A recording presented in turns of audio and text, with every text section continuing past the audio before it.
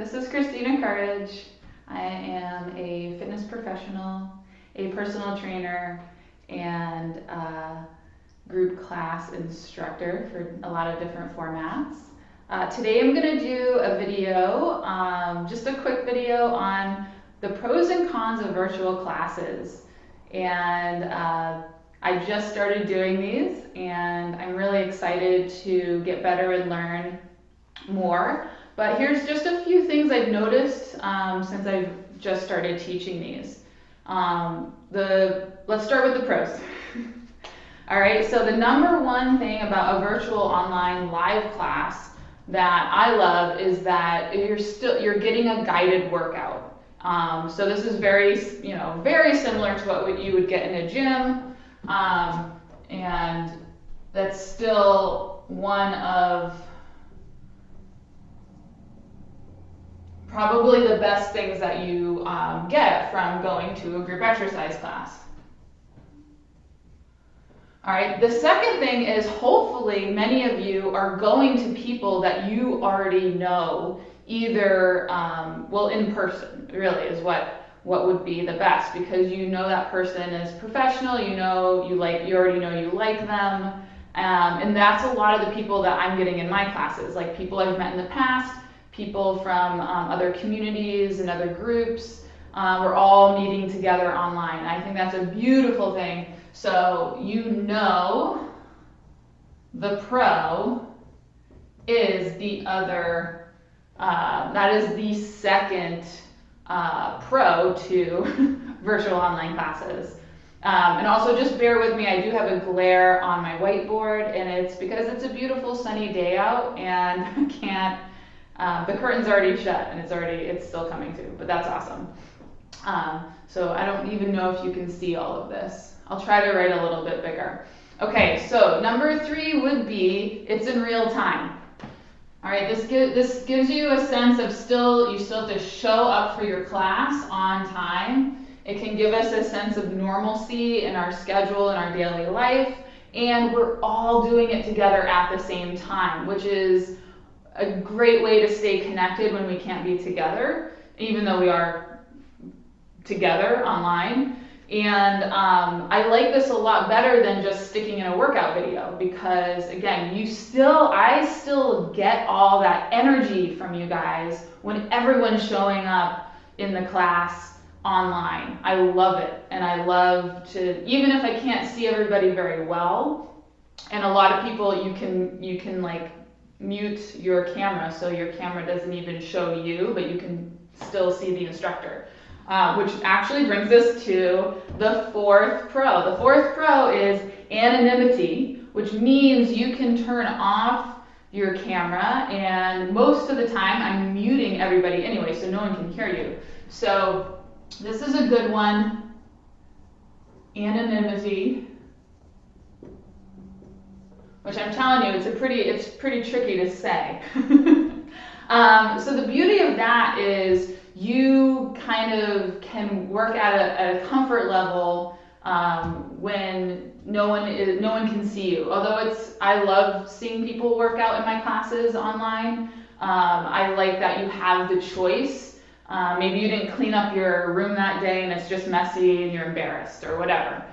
You can also wear whatever you want, as long as you can move freely and you're not being restricted. And the other thing is, this is going into the final pro, is we're just going to call it farts, okay? This is just a silly one, a fun one, but a real one, okay? Like, how many times in like a yoga class or Pilates class, even like in a aerobics class, you're holding in a fart, the nice thing about these online virtual classes is that no one can hear you, no one can smell you, so that does give you like a lot of freedom.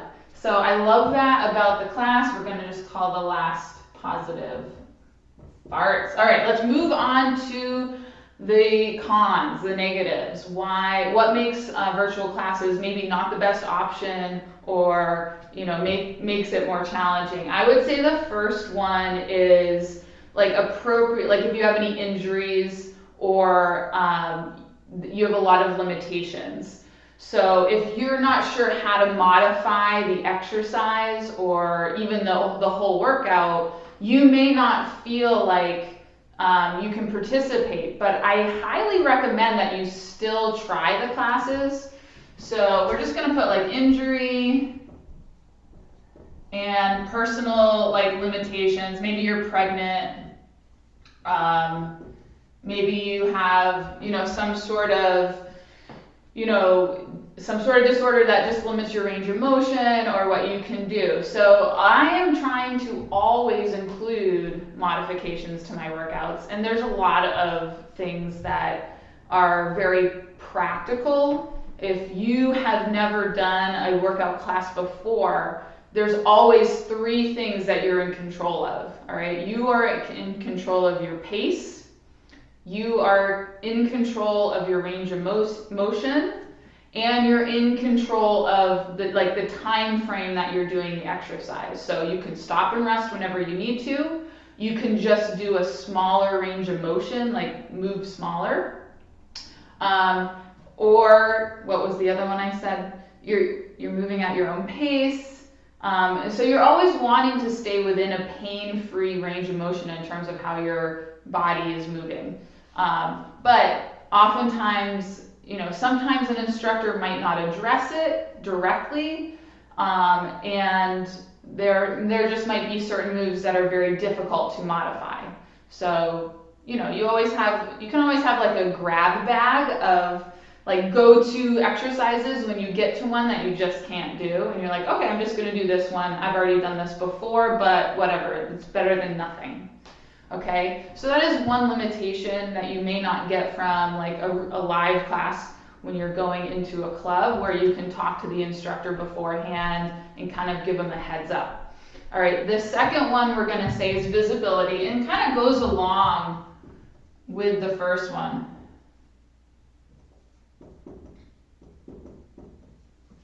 Cool. Guys, this is my first video using my whiteboard, so if you can't read anything, just let me know, and I'll be doing more of these anyway. Let's see if we can get a little closer. Yeah, I think you can read it. Yeah, there we go. Okay, so visibility. So I cannot, just from my experience, I'm using my laptop, so I'm looking at my screen. I can put it on all the other little screens, but it's really hard to see like specifics. So, and also there might be technical issues where it's difficult for you to see me, meaning like in this video, I am standing up, but you cannot see my legs. So if I'm doing a fitness class and you can't see my feet or legs, that plays into like your overall visibility of what's going on and how to do the exercise. So that's one issue, and that's definitely a negative. The second one would just be, like I said, technical issues. So, maybe your volume isn't up loud enough. Maybe like the application that you're using messes up. Maybe you forget to record it. Maybe you forget to press a button. There's just all sorts of things that can go wrong, and that's okay. It's just a negative. It's just a downside. It can happen in classes too, with music, if you're using music. And so that's the number 3. Number 4 is going to be just general feedback and correction. I feel like I'm saying the same thing for a lot of these. So as a instructor who's been teaching a long time, I really like to be able to walk around and give people feedback and correct individual forms sometimes. Maybe not in a packed class, but definitely in smaller classes. I can go around and give individual feedback. Or in general, if I see like a couple people doing something a little bit off, I can just immediately say, okay, everyone keep your chest up, or, don't forget to breathe. Like, these are easy things that we forget to do. And on a live virtual class, you may not be cueing in a way as a response to what people are doing. So that's definitely a downside of virtual online classes. Like I can't see what you're doing necessarily to give you a proper correction. All right, I do always try to cue all the movements and give modifications, which I think is really fun too, because even if you don't need a modification or progression, then you have that in the back of your mind if you ever do need it, like when you get tired or something else. Okay, and then the last one would be your own limitations in terms of space and equipment. So you have whatever space you have at your home, and all the classes I've been teaching recently have been body weight classes, and they work out great, they're fine. But if that's your only option right now is doing online classes, and not a lot of them are using equipment, because we just don't know what people have and there's no consensus of everybody having the same thing, then you're going to probably run into a lack of certain exercises. And I would say the biggest one is going to be back work. So like doing a row where you do need resistance, either a band or a dumbbell, doing pull-ups, you need equipment for these things. So that could be one area of lack that you may be getting from a lot of your classes. So it's really easy to practice push-ups. Well, push-ups aren't easy, but you can practice push-ups, and that's great. But the opposing muscle group is the muscles in your back. And one of the big training philosophies is that you train your muscles in balance. You train your body in balance. So the opposing muscle group should be trained equally or sometimes more if it's weaker. So a lot of times training the back is actually more important to do, because it helps us correct our alignment, have good posture, and not start doing this all the time. Because that's what happens when you overtrain your chest and do a lot of push-ups. So that's just one example of kind of the limitations that you might have if you're taking a virtual class online. All right, so we're gonna wrap it up. This is Christina Courage. Thank you for listening. And I'd love to hear what your pros and cons of attending classes are. What has your experience been attending these classes? I know this is not as short of a video as I would have liked, but in the notes you can just write down your own pros and cons to attending classes live, okay? And also if you want to just take down my email, my website, if you want to come to a class that I'm teaching, you can go to this link. It's gonna list everything I offer, but all of my live online classes will also be in that list. So I would love to have you join me in one of my classes. All right, thank you guys so much. Have a great day. Get outside, go for a walk, or just do what you need to do to take care of yourself. All right, be well. Bye.